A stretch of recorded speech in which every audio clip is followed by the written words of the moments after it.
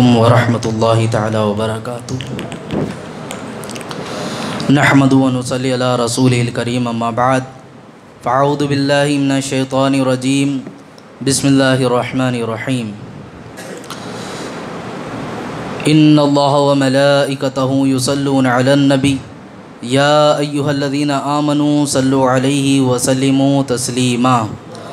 اللہم صلی علی سیدنا و شفیعنا مولانا محمد بارک وسلم، صلاۃ و سلام علیک یا رسول اللہ صلی اللہ تعالیٰ علیہ وسلم۔ اللہ رب العزت کا بے پناہ احسان کہ اللہ رب العزت نے ہمیں قرآن کے اس درس کے لیے منتخب فرمایا۔ قرآن کا سننا عبادت ہے، دیکھنا بھی عبادت ہے، پڑھنا بھی عبادت ہے۔ قرآن کے مفاہیم کو ہم سمجھنے کے لیے یہاں پر تشریف فرما ہیں۔ قرآن کی وسعت اتنی ہے کہ اگر اس کو پھیلایا جائے تو پوری روئے زمین اس کے لیے ناکافی ہو جائے گی، اور دن ایام میں بدل جائیں، ایام مہینوں میں بدل جائیں، مہینے سالوں میں بدل جائیں، سال صدیوں میں بدل جائیں، یہاں تک کہ ہزار سال گزر جائے، پھر بھی قرآن کے جو مفاہیم ہیں، اس کے علوم ہیں، اس کی تہہ تک کوئی پہنچ نہیں سکتا۔ قرآن کے علوم اور مفاہیم اتنے ہیں۔ اب سب سے پہلے بات آپ کے سامنے جو میں عرض کروں، وہ بنیادی باتیں لے کر میں قرآن مقدس کے حوالے سے آپ کے سامنے عرض کرتا ہوں۔ قرآن مقدس کو ہم قرآن کہتے ہیں۔ قرآن کہنے کی وجہ تسمیہ کیا ہے؟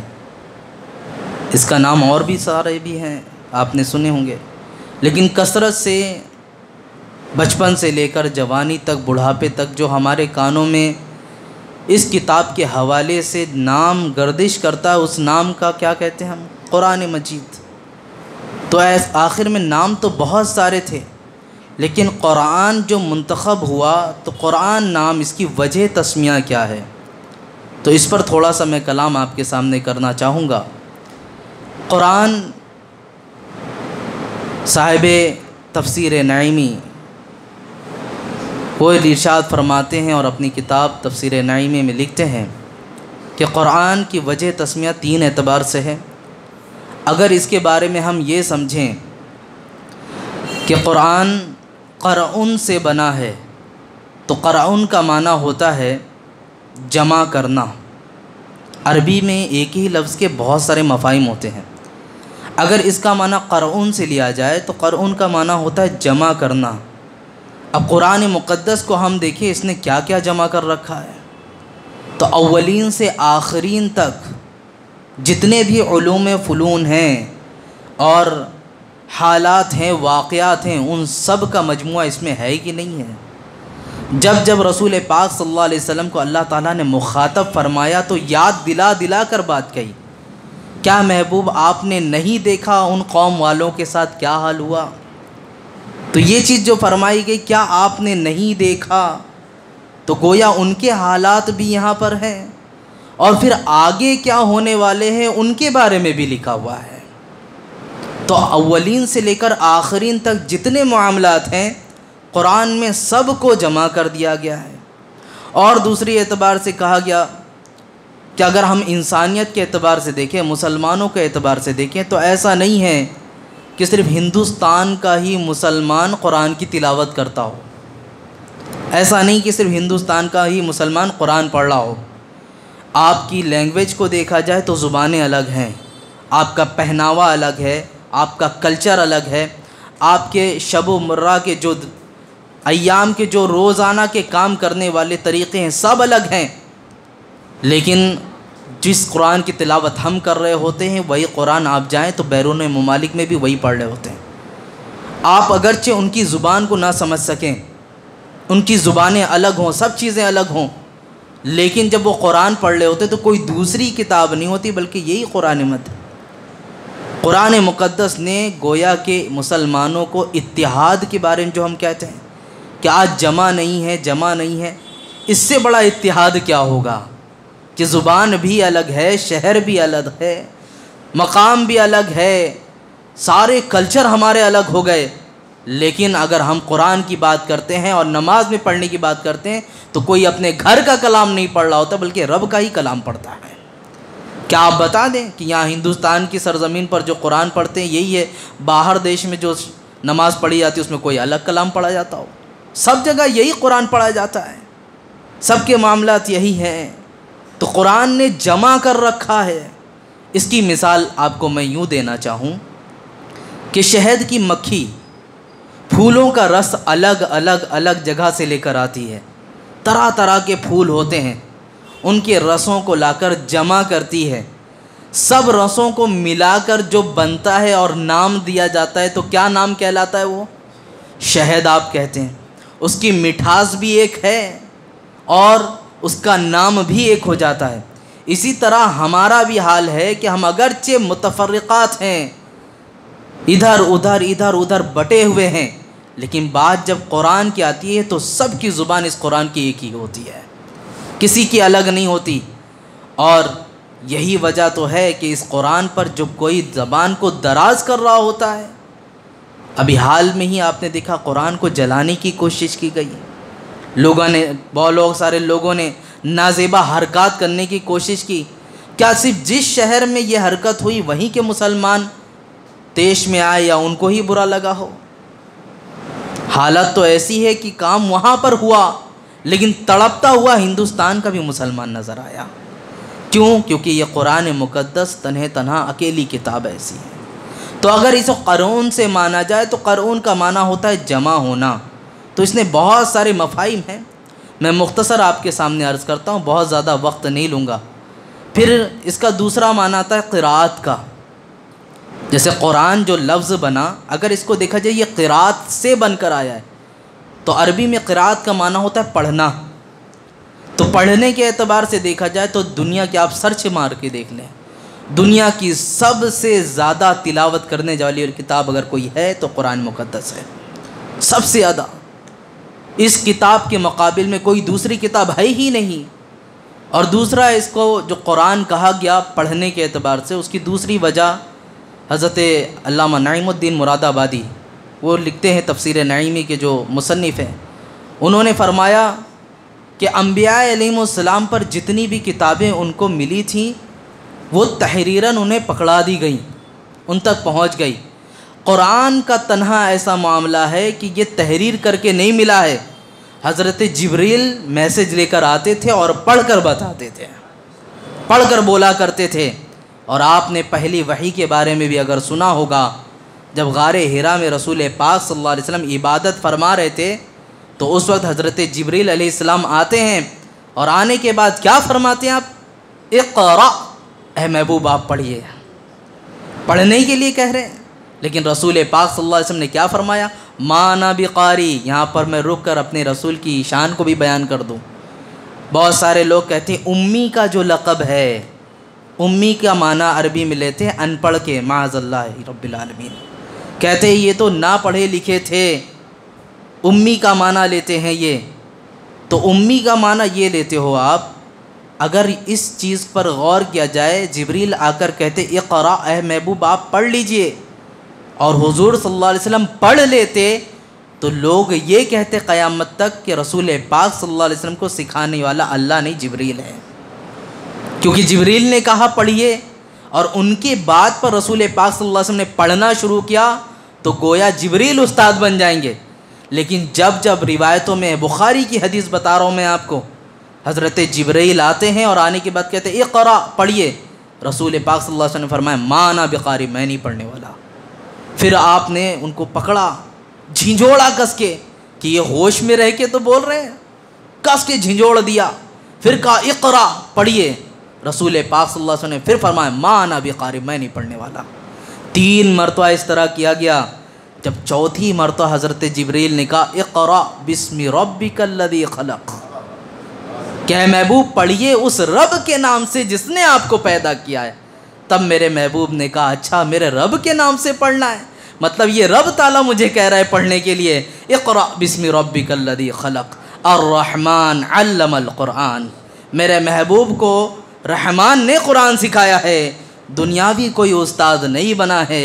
اسی لیے تو رسول پاک صلی اللہ علیہ وسلم کے بارے میں فرمایا گیا وہ جو کہتے ہیں اپنے من سے نہیں کہتے، بلکہ وہ رب کی وحی ہوا کرتی ہے جو آپ کے سامنے بیان ہوتی ہے۔ اور میں یہاں پر رک کر ایک بات یہ بھی عرض کر دوں، کچھ ناہنجار قسم کے بیرون ممالک میں ایک میڈیکل کے باہر مرغی کی جو دوائی فیٹ آتی ہے اس کے بارے میں لکھا تھا کہ فیٹ کی دوا لکھی ہوئی تھی اور نیچے اس کی ڈیٹیل تھی کہ یہ فیٹ کی شروعات کہاں سے ہوئی، فیٹ کی شروعات، تو لکھتے لکھتے نیچے لکھا کہ اس کی سب سے پہلی شروعات ہوئی تھی کہ رسول پاک صلی اللہ علیہ وسلم کو فیٹ آئی تھی، نعوذ باللہ من ذالک۔ اور وجہ کیا لی کہ غار حرا میں جب وحی نازل ہوئی تھی تو وحی نازل ہونے کے بعد رسول پاک صلی اللہ علیہ وسلم کو کپکپاہٹ پیدا ہوئی، بدن کانپ اٹھا تھا، آپ کا بدن کانپ اٹھا تھا۔ میرے عزیزو، جس قرآن کے نازل کے وقت اللہ نے اس کو یہ کہہ دیا کہ اگر یہ قرآن پہاڑوں پہ نازل کر دیا جاتا تو اس کے جلال کو وہ پہاڑ بھی برداشت نہ کر پاتا، ریزہ ریزہ ہو جاتا۔ آسمانوں کو پیش کیا گیا، اس نے بھی منع کر دیا، زمین کو کہا گیا، اس نے بھی منع کر دیا، جنت کو کہا گیا، جنت نے بھی منع کر دیا، سب نے جہاں منع کیا وہاں میرے رسول پاک صلی اللہ علیہ وسلم کے سینے نے اپنایا ہے۔ تو آپ بتائیں اس کا جلال اتنا تھا، جب آپ نے سورہ اقرا کی 5 آیتیں تلاوت کی تو آپ کے بدن پر لرزہ طاری ہو گیا، بدن کانپنے لگا بہت تیز، اور کانپتے ہوئے آپ گھر پر آئے، حضرت خدیجہ رضی اللہ عنہا سے کہتے ہیں زملونی زملونی، جلدی سے مجھے کمبل اڑا دو، بہت تیز ٹھنڈی لگ رہی ہے۔ حضرت خدیجہ رضی اللہ عنہا آپ کو وہ کمبل اڑھاتی ہیں، اور اڑھانے کے بعد رسول پاک صلی اللہ علیہ وسلم کا بدن پورا کانپ رہا تھا۔ آپ نے کہا مجھے لگتا ہے اب میں نہیں بچوں گا، میں ہلاک ہو جاؤں گا۔ تب حضرت خدیجہ نے تسلی بھرے ہاتھ ان کے پیٹھ پہ رکھیں، میرے قوم کی مائیں اور بہنیں یہاں سے درس لیں کہ مرد اگر باہر سے کسی شکستہ حال میں آتا ہو تو آپ انہیں سہارا دیں، آپ انہیں سمجھائیں۔ ہوتا یہی ہے، اکثر میں بات یہ عرض کرتا ہوں کہ مرد کی اگر کوئی جاب چھوٹ جاتی ہے یا حالات بگڑ جاتے ہیں تو باہر والے تو تانے دیتے ہی دیتے ہیں، اپنے جو ہوتے ہیں وہ اور زیادہ تانے دینا شروع کرتے ہیں۔ اسی لیے ایک شاعر بہت اچھی بات کہتا ہے، لوگ برا کہتے ہیں برا نہیں لگتا، تم جو بولتے ہو تو زیادہ برا لگتا ہے۔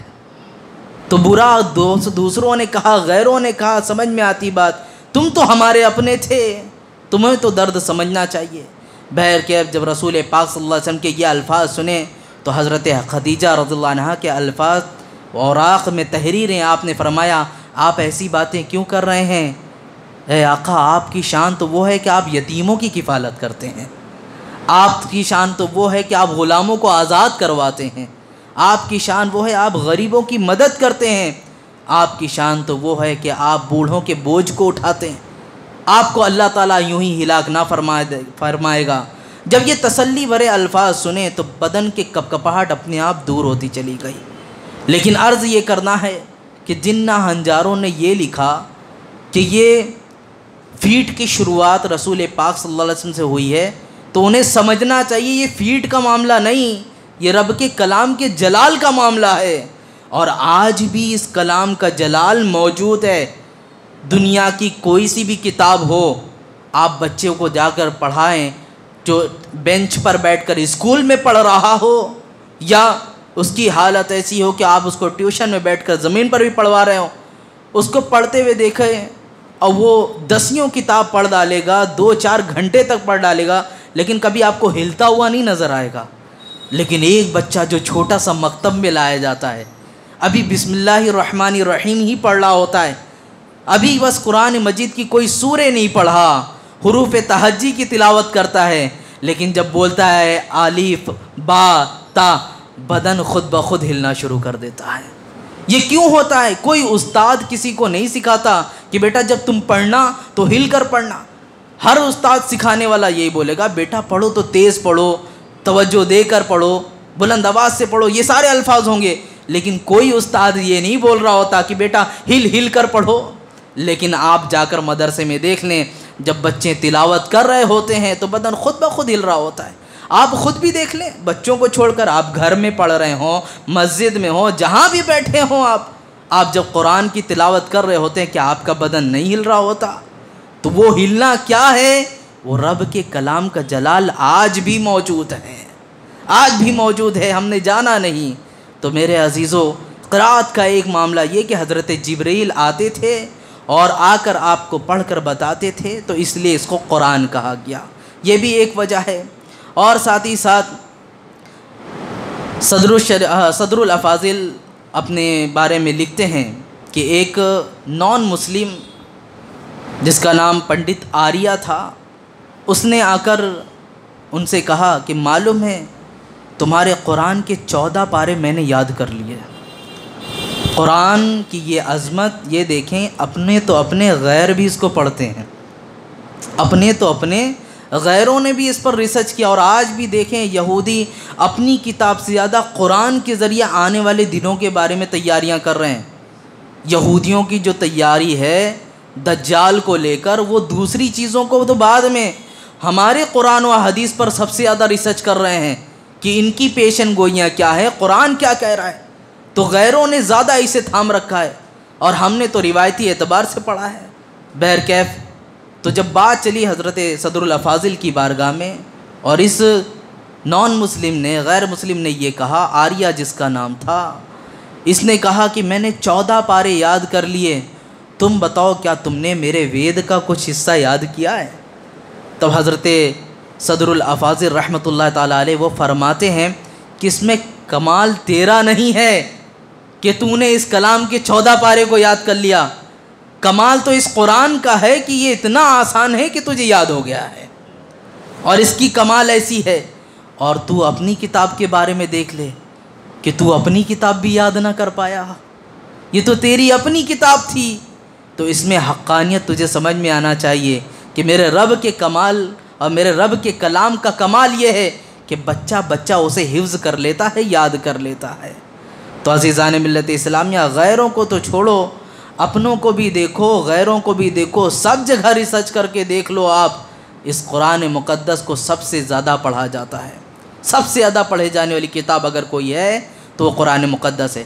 تو اگر اسے قرات سے مانیں، 2 نام میں نے بتایا، پہلا قرؤن، اس سے مانیں گے تو معنی ہوتا ہے جمع کرنا، اور اگر قرات سے بولیں گے تو اس کا معنی کیا ہوتا ہے؟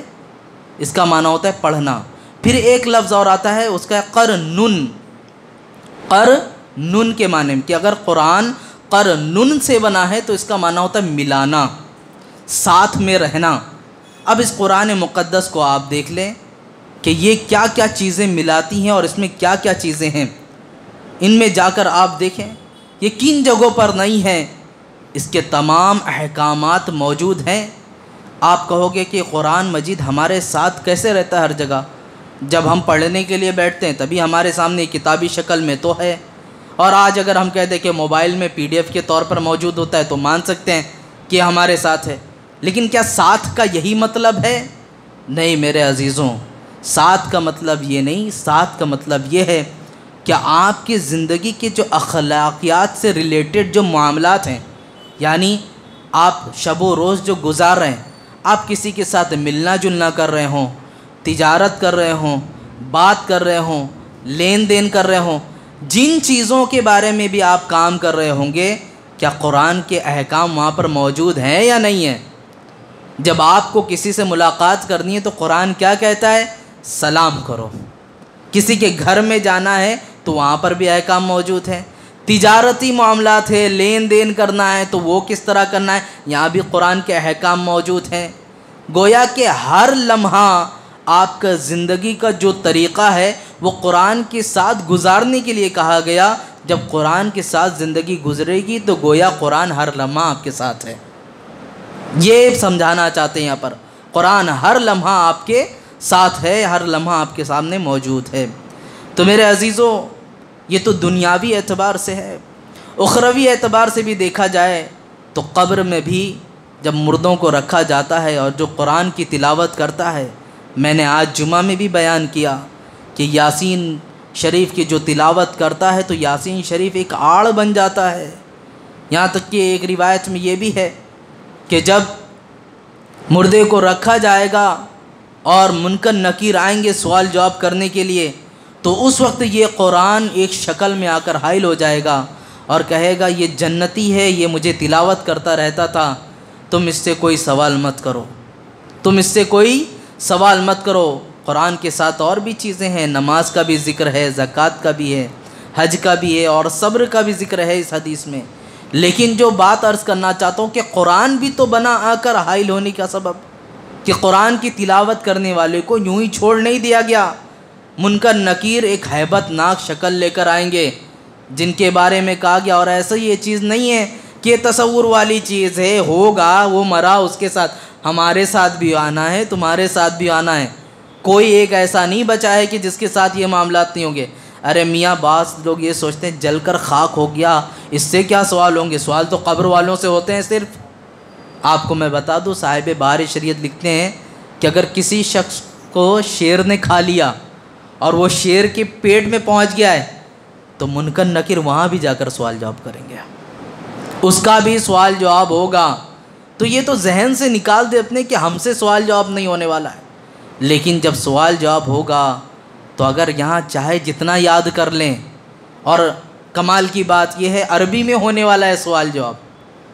ہماری لینگویج تو یہاں بہت سارے لوگ بولتے ہیں ہمیں تو عربی آتی نہیں آتی، لیکن آپ نیکوکار ہوں گے تو وہاں عربی بھی آ جائے گی، آپ کو ساری چیزیں ہو جائیں گی۔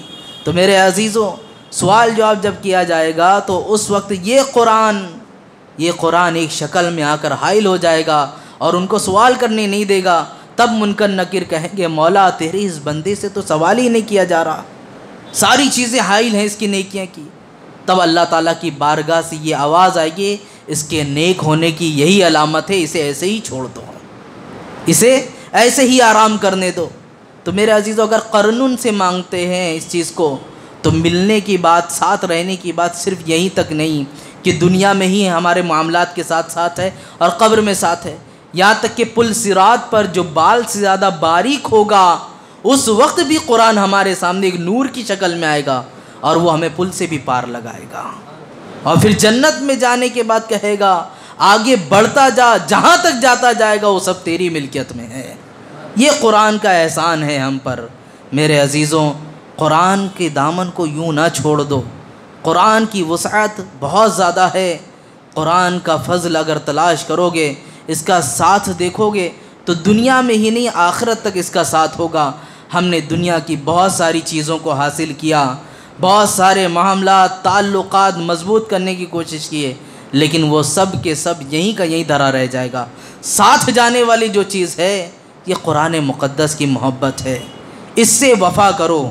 اور بہت سارے لوگ سوچتے ہیں کہ قرآن کیا ہے، اصولی اعتبار سے دیکھا جائے کہ گھر والوں نے کہہ دیا قرآن پڑھنا ہے تو بچپن سے پڑھ لیے، اس کے بعد اٹھا کر بالائے طاق کر دیا، جب تہوار آئے گا تب پڑھنا ہے، 40واں آیا تب پڑھنا ہے، یا گاہے بگاہے جب برسی وغیرہ ہوتی ہے تب پڑھنا ہوتا ہے، قرآن خوانی کے معاملات ہوئے تب پڑھنا ہوتا ہے۔ نہیں، اپنی ضروریات کے تحت پڑھو۔ جب آپ کی ضروریات پوری ہوتی ہے اس سے، تو زندگی میں اس کا معمول بنا لو گے تو پوری زندگی اچھی گزرے گی کہ نہیں گزرے گی۔ میں یہ نہیں کہتا، بارہا میں کہتا ہوں کہ یہ مت کرو کہ آپ کو روزانہ 2 گھنٹہ 4 گھنٹہ پڑھنا ہے، تھوڑی سی چیزیں پڑھنے کی عادت ڈال لو، کوئی بھی ایسا معمول بنا لو کہ وہ تھوڑا ہو لیکن مداومت کے ساتھ ہو، پابندی ہو اس چیز پر، پھر آپ اپنی زندگی میں اس کے اثر کو دیکھیں گے کہ اس کا اثر کس طرح ہے آپ کی زندگی میں۔ سورہ یاسین کے بارے میں آپ نے کیا فضیلتیں نہیں سماعت کی کہ جو سورہ یاسین صبح تلاوت کرے شام تک اللہ رب العزت کے حفظ و امان میں ہوگا، غیب سے اسے خیر و برکت ملے گی۔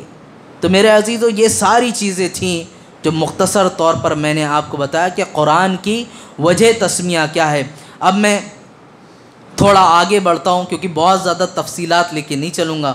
اگر میں سچ بتاؤں اس قرآن پہ ہی ذکر کروں تو قرآن کے 32 نام ہیں، اور ہر نام پہ کلام کروں تو 32 سنڈے چلے جائے گا، 32 بار جمعہ گزر جائے گا آپ کے سامنے کہ یہ تفسیر کی محفل ہوتی رہے گی اور نام پہ ہی نہ ختم ہو۔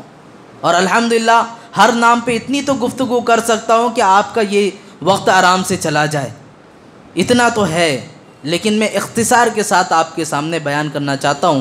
باقی جو ناموں کا ذکر ہے سورہ بقرہ میں یہ جب آئے گا انشاءاللہ اس کے ذریعے آپ کے سامنے بولیں گے۔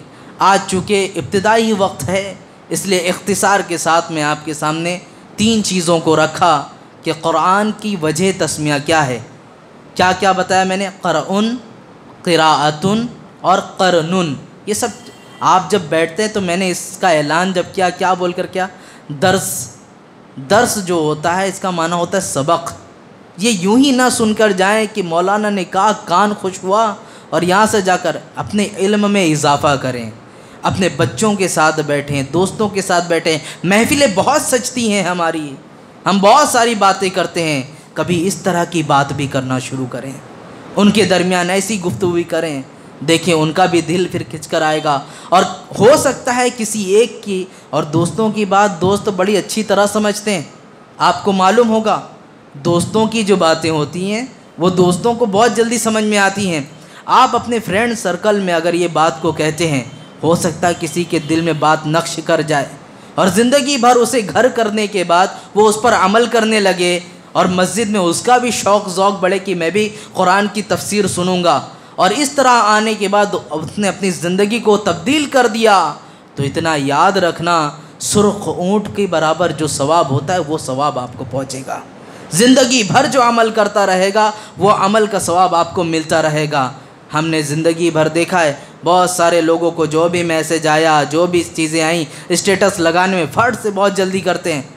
کانوں کے اسٹیٹس ہوتے ہیں، باجوں کے اسٹیٹس ہوتے ہیں، یہ ٹک ٹاک پہ بننے والی ریلیں ہوتی ہیں، ساری چیزیں سب لگا رہے ہوتے ہیں۔ میاں وہ تو گناہ کر ہی رہا ہے، آپ نے بھی گناہ جاریہ کر رکھا ہے، آپ نے بھی گناہ کیا، آپ کے ذریعے جتنے لوگ 100 150 250 لوگ ہوتے ہیں انہوں نے دیکھا، وہ بھی اس گناہ میں مشغول ہوئے، پھر اس چیز کو دیکھ کر جو ڈاؤن لوڈ کر کے وہ رکھتے ہیں۔ آپ تصور بھی نہیں کر سکتے کہ یہ گناہ کا وسعت کس طرح چلی جائے گی، یہ کس طرح آگے بڑھتی چلی جاتی ہے۔ تو میرے عزیزوں، نیکیوں کی طرف بڑھنے کی شروعات کریں، نیکیوں کی طرف بڑھیں۔ اب مختصر میں تعوذ اور تسمیہ کو لے کر بھی کلام کروں اور پھر اپنی گفتگو کو تمام کرتا ہوں۔ تعوذ، اعوذ باللہ من الشیطان الرجیم۔ بہت سارے لوگ، میں اس کے پڑھنے کا طریقہ بھی بتا دیتا ہوں آپ کو۔ اعوذ باللہ من الشیطان الرجیم، اس کے پڑھنے کا طریقہ کیا ہے؟ بہت سارے لوگ مخارج کا دھیان نہیں رکھتے، اعوذ باللہ کر کے پڑھتے ہیں۔ قرآن مقدس جس طرح نازل ہوا تو اس کا ایک طریقہ ہے پڑھنے کا، ورنہ میں آپ کے ذہن کو قریب کرنے کے لیے ایک بات عرض کروں، آپ نے بھی مخرج کے ساتھ اگر قرآن پڑھا ہے نہیں پڑھا ہے، لیکن ان چیز پہ غور کیا ہوگا کہ جب آپ حروف تہجی پڑھتے ہیں، الف با تا ثا جیم ہا خا، تو اس میں آپ دیکھیں تا کے بعد جو آتا ہے لفظ وہ کیا آتا ہے؟ ثا آتا ہے، اسی طرح صاد ہے، اسی طرح سین ہے۔ لیکن جب آپ پڑھ رہے ہوتے تو ثا کو بھی سین جیسا پڑھتے ہیں، سین کو سین جیسا پڑھتے ہیں، اور صاد کو بھی سین جیسا پڑھتے ہیں۔ ہوتا کیا ہے معلوم ہے آپ کو؟ حرف کے بدل سے معنی غلط ہو جاتا ہے یا تو بے معنی ہو جاتا ہے لفظ، دونوں چیزیں ہوتی ہیں، اور اس کا گناہ اس قدر ہے کہ آپ تصور بھی نہیں کر سکتے۔ بعض لوگ کہتے ہیں کہ جیسا تھا جیسا پڑھ لیے، نہیں، قرآن کے بارے میں آپ نے جانا ہوگا، قرآن بروز قیامت ہماری شفاعت کرے گا، لیکن وہ لوگ جنہوں نے صحیح سے تلاوت نہیں کری ان پر حجت بھی بن جائے گا، ان کے لیے یہ حجت بھی بنے گا۔ اب آپ کی ذمہ داری، آپ نے کس حد تک اسے صحیح کرنے کی کوشش کی۔ جس نے جس اعتبار سے اس کو صحیح کر دیا وہ بری ذمہ ہو جائے گا، اور یہی سوچا کہ چلتا ہے ہوتا ہے، ہم نے جانے انجانے میں کر لیا۔ تو اتنا یاد رکھنا کہ جہالت اللہ کی بارگاہ میں عذر نہیں ہے، میں بارہا یہ بات کہتا ہوں، جاہل ہونا اللہ کی بارگاہ میں عذر نہیں، جاہل ہونا تو ایک بڑا گناہ ہے۔ اور اسی وجہ سے آپ کو میں بتا دوں، علم حاصل کرنے کی کوئی عمر نہیں رکھی ہے شریعت نے۔ اطلب العلم من المہدی الی اللحد، ایک اصول دے دیا گیا آپ کو کہ علم حاصل کرو ماں کی گود سے لے کے قبر کی گود تک، تو اس میں ایج کی لیمٹ تو رہی نہیں گئی۔ تو جس کو جس اعتبار سے میسر آئے، ان کے مخارج و صفات کے ساتھ آپ توجہ دیں۔ تو یہ میں نے آپ کے ذہن کو تھوڑا قریب کیا۔ اب تعوذ کی فضیلت پر ایک بات سماعت کر لیں۔ امام محمد بن احمد القرطبی رحمۃ اللہ تعالی علیہ، آپ ارشاد فرماتے ہیں کہ اعوذ باللہ اگر نہ پڑھا جائے قرآن مقدس کے پڑھنے کے وقت، یا کوئی بھی اچھا کام کر رہے ہوں جو عبادتوں میں شمار ہوتا ہے، تو شیطان کیا کرتا ہے؟ اس عبادت کی حلاوت اور اس عبادت کی طرف رغبت کرنے سے آپ کو روک دیتا ہے، آپ کو بڑھنے نہیں دیتا۔ اعوذ باللہ من الشیطان الرجیم کا معنی کیا ہے؟ میں پناہ چاہتا ہوں اللہ کی، کس سے؟ شیطان رجیم سے، شیطان رجیم سے، شیطان مردود سے ہم اللہ کی پناہ مانگ رہے ہوتے ہیں، اور جب ہم اللہ کی پناہ مانگ لیتے ہیں اس کے بعد تلاوت کرتے ہیں تو یقیناً جانے ذہن ادھر ادھر نہیں بھٹکتا۔ بہت سارے بزرگوں نے یہ کہا کہ جب کچھ لوگ آتے ہیں نوجوان قسم کے، وہ کہتے ہیں کہ حضرت ہمیشہ ہمیں وسوسے ستاتے رہتے ہیں، عجیب و غریب خیالات آتے رہتے ہیں، گندے خیالات آتے رہتے ہیں، کیا کریں؟ وظیفے کے طور پر ایک بات میں آپ کے سامنے عرض کرتا ہوں، اگر وسوسات بہت زیادہ آتے ہوں آپ کو اور چلتے پھرتے اٹھتے بیٹھتے گندے خیال آتے ہوں تو اس وقت آپ کیا کریں؟ اعوذ باللہ من الشیطان الرجیم پڑھ کر اپنی بائیں جانب تھوک دیں۔ تھکانا ہوتا نا، بائیں جانب تھو تھو کریں گے تو انشاءاللہ یہ جو وسوسات کے معاملات ہیں وہ رفع ہو جائیں گے، وہ ختم ہو جائیں گے۔ تو یہ اعوذ باللہ من الشیطان الرجیم کا معاملہ ہے۔ اب بسم اللہ کے حوالے سے چند باتیں میں عرض کر کے بات کو مکمل کرتا ہوں۔ کہتے ہیں سیدنا حضرت جابر رضی اللہ عنہ، یہ راوی ہیں، آپ فرماتے ہیں جب بسم اللہ الرحمن الرحیم نازل ہوا تھا تو اس بسم اللہ کے حوالے سے فرماتے ہیں کہ ہوائیں رک گئی تھیں، سمندر ٹھہر گیا تھا، اور مشرق کے جو بادل تھے وہ چھٹ گئے تھے، اور شیطان کے اوپر شعلے برسنے شروع ہو گئے تھے۔ شیطان کے اوپر آگ برسا تھا جب یہ بسم اللہ تاری ہوا۔ کیوں برسا تھا، کیا تھا، میں آگے عرض کرتا ہوں، اس حدیث کو سماعت کر لیں۔ اور پھر آگے حدیث کے الفاظ ہیں کہ اللہ رب العزت نے اپنی ذات کی قسم کھا کر کہی کہ میری قسم ہے کہ اگر کوئی بسم اللہ الرحمن الرحیم پڑھ کے کام کو کرے گا تو میں اس کام میں ضرور برکت عطا کروں گا۔ آج بہت سارے لوگوں کا رونا ہے، بولنا ہے، چیزوں میں برکتیں نہیں ہوتی، وسعت نہیں ہوتی، چھوٹا سا عمل ہے بسم اللہ الرحمن الرحیم، لیکن کر کے دیکھیں زندگی سنور جائے گی۔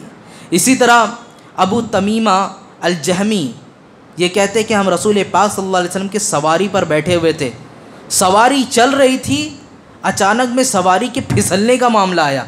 جیسے گاڑی سلپ ہوتی ہے تو اس طرح گھوڑے یا اونٹ جو بھی رہا ہوگا اس کے بھی سلپ ہونے کا معاملہ تھا، پیر کھسکنے لگے اور گرنے جیسا آپ کو لگا تو آپ نے کہا برا ہو شیطان کا۔ رسول پاک صلی اللہ علیہ وسلم نے فرمایا یہ مت کہو برا ہو، بلکہ بسم اللہ پڑھو، کیونکہ بسم اللہ پڑھنا اس کو ذلیل کر دیتا ہے۔ اگر آپ کہو گے برا ہو شیطان کا تو اس کو اور مزہ آئے گا اور وہ یہ سوچے گا کہ میں اپنے کام میں کامیاب ہو گیا۔ اور شیطان کو جو کہا گیا شعلے برستے ہیں، میں آپ کو بتاتا ہوں، حضرت امیہ بن مخشی رحمۃ اللہ تعالی علیہ، امیہ بن مخشی رضی اللہ عنہ یہ راوی ہیں، یہ کہتے ہیں کہ رسول پاک صلی اللہ علیہ وسلم بھی موجود تھے اور میں کھانا تناول کر رہا تھا، کھانا کھاتا رہا یہاں تک کہ آخری نوالا جب بچا میرا تو مجھے یاد آیا میں نے تو بسم اللہ پڑھی ہی نہیں۔ تو آپ نے کیا پڑھا؟ بسم اللہ اولہ و آخرہ، یہ دو روایتیں، بسم اللہ فی اولہ و آخرہ، اور یہ پڑھ کے میں نے کھانا کھا لیا۔ مجھے بس اب وہ آخری نوالا جب کھانا تھا، رسول پاک صلی اللہ علیہ وسلم سامنے بیٹھے تھے، آپ مسکرانے لگے۔ حضور صلی اللہ علیہ وسلم کی مسکراہٹ دیکھ کر میں نے عرض کیا آقا مسکرانے کا سبب کیا ہے؟ حضور صلی اللہ علیہ وسلم نے فرمایا تمہارے ساتھ شیطان شامل تھا اور وہ بھی کھانا کھا رہا تھا، اور حالت ایسی ہوئی جیسے ہی تم نے آخری نوالے پر بسم اللہ پڑھا اس نے اس سارے کھانے کو اگل دیا۔ تو آج ہم جو کھانا پینا، یہاں سے ایک بات سمجھ میں آتی ہے، اگر بسم اللہ نہ پڑھا جائے تو شیطان کے لیے وہ اتنی تقویت اور غذا پہنچا دیتا ہے، جو حرام کھا رہے ہوتے ہیں، حرام کو نگل رہے ہوتے ہیں، اس سے شیطان کتنا مضبوط ہو رہا ہوتا ہے۔ اس سے ایک اندازہ لگانا چاہیے، جو اپنے گلے سے حرام لقمہ اتار رہے ہوتے ہیں یا نشہ کھوری کر رہے ہوتے ہیں، اس سے سوچنا چاہیے کہ روح کتنی کمزور ہوتی جا رہی ہے۔ پھر آخری بات، حضرت شاہ ولی اللہ محدث دہلوی رحمۃ اللہ تعالیٰ علیہ آپ فرماتے ہیں، اکثر آپ کے ساتھ بھی کبھی کبھی یہ معاملات ہوا ہوگا، میں جب یہ پڑھا تو مجھے خیال آیا اپنی زندگی میں کبھی میرے ساتھ یہ چیز ہوئی کہ نہیں۔ آپ کہتے ہیں کہ آپ کے پاس ایک دوست آیا اور آپ نے اس کے کھانے پینے کا انتظام کیا، کھانا لا کر رکھا، اس نے روٹی توڑا اور روٹی توڑنا تھا تو خلاف عادت وہ روٹی چھوٹ کر اتنی دور چلی گئی، ایسا لگا کوئی چھین کر بھاگا۔ کبھی کبھی آپ بھی روٹی اٹھاتے ہوں گے، ٹکڑے گر جاتے ہیں، لیکن ٹکڑے گرنے کے بعد ہم کہتے ہیں اب گر گیا ہے کیا اٹھانا، لیکن آپ جانتے نہیں وہ شیطان کے حوالے ہو جاتا ہے۔ آپ نے پھر سے اسے اٹھایا اور پوچھ کر اس کو کھا لیا۔ روایتوں میں ہے، بتاتے ہیں وہ کہ شیطان اس کی وجہ سے بھوکا آیا تھا، بھوکا ہی لوٹ کر کے گیا۔ عزیزان ملت اسلامیہ، تو یہ ساری چیزیں جو بھی تھیں وہ بسم اللہ اور شیطان کے معاملات کو لے کر تھی کہ بسم اللہ اگر ہم پڑھتے ہیں تو اس کی برکتیں کیا ہیں. اور ہم نے تو آخری بات مجھے یاد آتی ہے، میں وقت زیادہ لے لیا آپ کا، آخری بات میں عرض کرتا ہوں آپ کے سامنے. حضرت بشر حافی رحمۃ اللہ تعالیٰ علیہ کا مجھے خیال آتا ہے آپ کی زندگی کی تبدیلی کی وجہ کیا بنی تھی. آپ راستے سے آپ کا ٹھیکہ چلتا تھا، معلوم ہے ٹھیکہ شراب جہاں بنتی ہے پوری، وہاں پورے مالک تھے اس شراب خانے کے، آپ لوگ شراب پیتے تھے، ساری چیزیں تھیں. ایک دن آپ راستے سے جا رہے تھے، دیکھا آپ نے ایک کاغذ پہ بسم اللہ لکھا ہوا تھا. آپ نے اس کو اٹھایا اور چوما، عطر لگایا اور گھر کے پاس کہا تیری جگہ یہاں نہیں ہے، اوپر ہی حصے پر لے جا کر رکھا، تیرا مقام یہ ہے. اللہ رب العزت کو اس کی یہ ادا اتنی پسند آئی کہ موجودہ دور کے جو ولی تھے، جو بزرگ تھے، ان کو یہ بات القاء کی گئی کہ جاؤ میرے بشر کو میرا سلام کہہ دو، میرے بشر کو میرا سلام کہہ دو. یہ بزرگ سوچتے ہیں کہ بشر وہ تو شراب کھانا چلاتا ہے، اس کا معاملہ ایسا، اللہ کا پیغام اس کے لیے آ رہا ہے. گئے، جانے کے بعد کہا کہ بشر باہر آؤ. اب یہ کہ کوئی دوسرا آدمی بلا رہا ہو تو سمجھ میں، یہ اتنے بڑے بزرگ میرے شراب کھانے پہ کیوں آئے؟ دوڑے دوڑے ننگے پیر باہر آئے. حافی کا مطلب ہوتا ہے ننگے پیر والا. ننگے پیر باہر آئے، کہا تم نے کیا عمل کیا مجھے نہیں معلوم، لیکن رب کی بارگاہ سے تمہارے لیے سلام آیا ہے، رب کی بارگاہ سے تمہارے لیے سلام آیا ہے. اتنا ہی سننا تھا. حضرت بشر حافی بہت روئے، کہا میں نکما، میرا ایسا حال کہ میں نے اتنے بڑے شراب کا ٹھیکہ چلایا، لوگوں کو کیسے کیسے حالت میں مبتلا کیا، اور اللہ کا سلام میرے لیے آ رہا ہو، مجھے سلام پیش کیا جا رہا ہے. اللہ اکبر. ننگے پیر جو باہر نکلے تھے تو اب ٹھان لیا واپس نہیں جانا ہے، اور زندگی بھر پھر آپ نے یہ توبہ کر کے عہد کر لیا اب چپل بھی نہیں پہنوں گا. اور پھر اس کی کرامت ایسی ہوئی کہ اب بزرگیت ایسی ملتی گئی. اللہ اکبر. جس راستے سے ان کا گزر ہوتا تھا، چوپائے جانور اس راستے میں غلاظت نہیں کیا کرتے تھے. اور یہاں تک کہ آپ بتاتا ہوں میں کہ ایک بزرگ جو نابینا تھے، راستے سے جا رہے تھے، اچانک ان کے پیر میں تھوڑی غلاظت لگ گئی. غلاظت جیسے ہی لگنی تھی، انہوں نے کہا کیا بشر کا انتقال ہو گیا ہے، کیا بشر کا انتقال ہو گیا ہے. جب پتہ کیا گیا تو واقعی بشر کا انتقال ہو چکا تھا. پتہ چلا جب تک وہ باحیات تھے تو سڑکوں پر جانور بھی غلاظت نہیں کیا کرتے تھے. یہ عزت و کرامت کہاں سے ملی میرے عزیزوں؟ یہ ساری چیزیں بس بسم اللہ الرحمن الرحیم اس کی عزت کرنے سے ملی. جب قرآن کی ایک اتنی سی آیت کا ہم عزت کریں، اس کی تلاوت کریں تو اللہ وہ مقام عطا کرے. تو جو قرآن کی تلاوت کرے پابندی سے، اللہ اسے کیسا مقام عطا فرمائے گا. اللہ تعالیٰ قرآن مقدس سے ہمیں سچی اور پکی محبت نصیب فرمائے.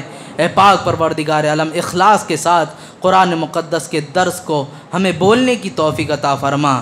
سامعین میں جتنے لوگ بیٹھے، مولا تعالیٰ ان کے دلوں میں ان تمام باتوں کو جاگزی ہونے کی توفیق عطا فرما.